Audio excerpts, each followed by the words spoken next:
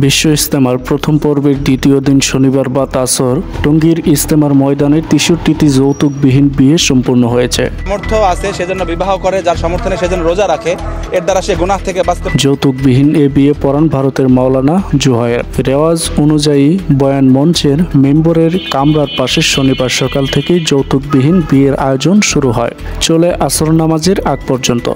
নামাজের পর বিয়ে পড়ান ভারতের মাওলানা জুহায়ের। পর্যন্ত আমাদের মোট ৬৩টি বিবাহ সম্পূর্ণ হয়েছে।